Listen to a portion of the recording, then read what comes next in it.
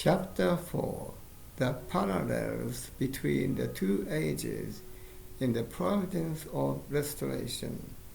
In order to examine the characteristics of a providential period, we need to identify the people centrally responsible for God's providence in that period and the source material for their history. The history of Israel, which was centrally responsible for God's providence in the age of the providence of restoration, provides the source material with which to study the providential history in that age. The history of Christianity, which was centrally responsible for the providence in the age of the prolongation of the providence of restoration, provides the source material for understanding the providential history in this age. The age of the prolongation of the providence of restoration has been to restore through substantial parallels the age of the providence of restoration, the age of image parallels. At the periods of this age were to restore through indemnity the corresponding periods of the previous age. These periods proceeded in a parallel fashion, both in order and in length. The 400-year period of persecution in the Roman Empire in the age of the prolongation of the providence of restoration was to restore Israelites' 400-year period of slavery in Egypt. Likewise, the 400-year period of regional church leadership was to restore the 400-year period of the judges. And the 120-year period of the Christian Empire was to restore the 120-year period of the United Kingdom. The 400-year period of the divided kingdom of East and West was to restore the 400-year period of the divided kingdoms of North and South.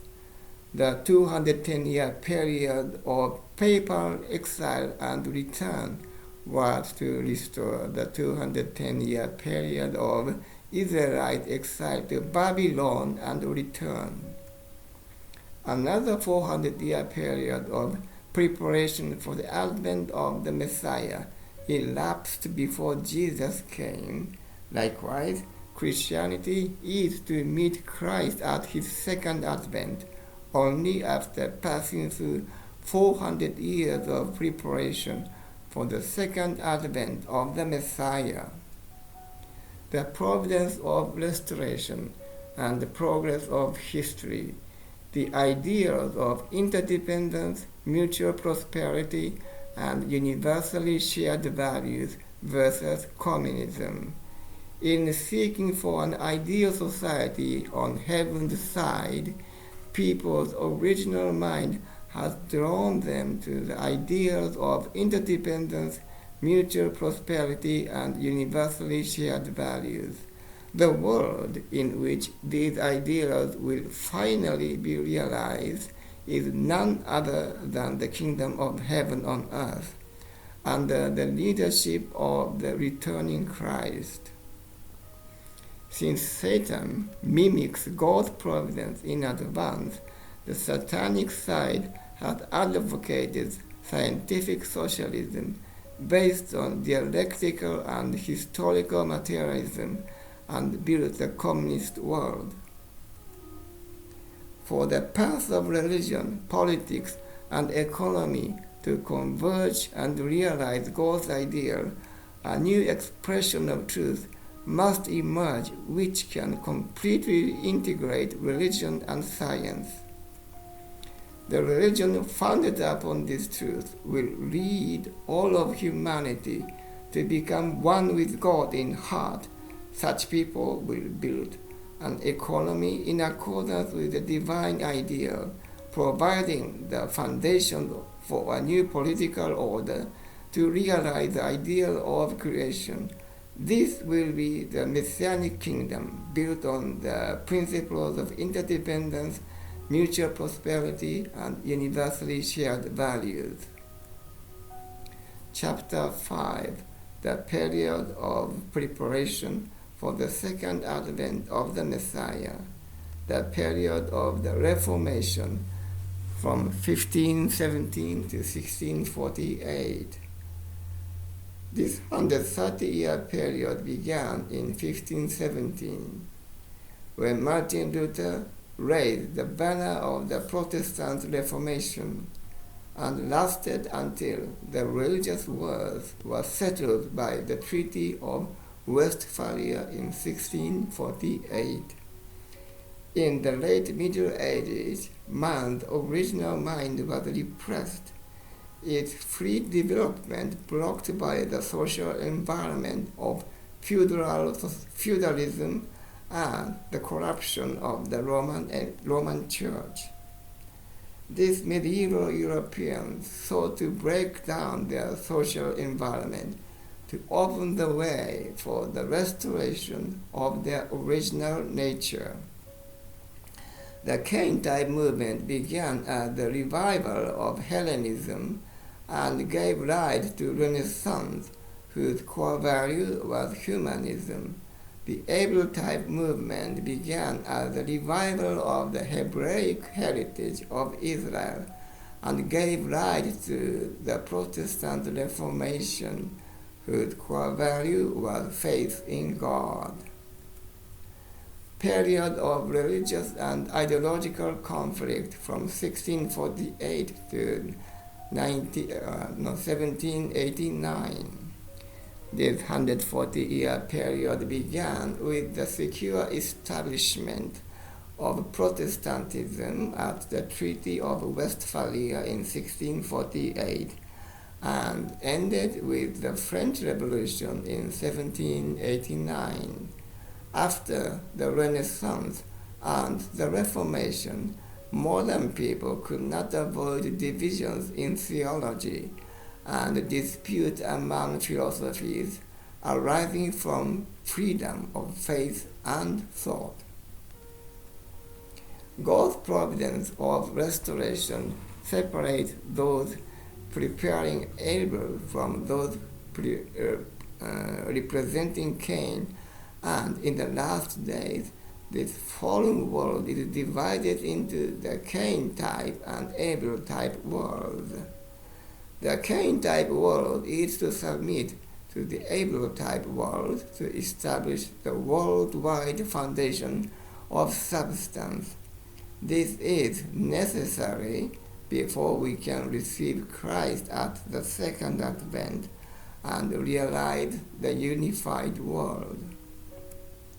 For this to happen, two views of life, which would later mature into these two worlds, had to be established. The Cain-type and Abel-type views of life developed in this period. Period of maturation of politics, economy, and ideology from 1789 to 1918. This period refers to the 130 years between the French Revolution in 1789 and the end of the First World War in 1918. Cain-type and Abel-type views of life matured, taking their separate paths, and founded a Cain-type society and an Abel-type society respectively. The Cain-type view of life gave rise to the French Revolution and thus Cain-type democracy, which eventually formed the communist world. The Abel-type view of life led to the Puritan Revolution, and thus Abel-type democracy, which developed into the democratic world of today. The world wars, the providential causes of the world wars. We cannot grasp the providential significance of the world wars by focusing only on their external causes, conflicts in politics, economy, and ideology. What are the internal providential causes of the world wars?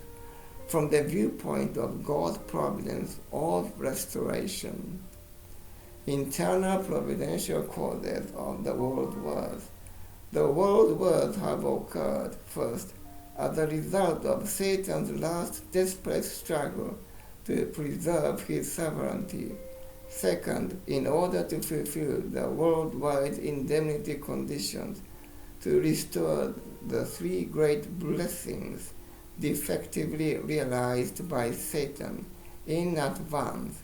Third, in order that all humanity may overcome on the world level Jesus' three temptations.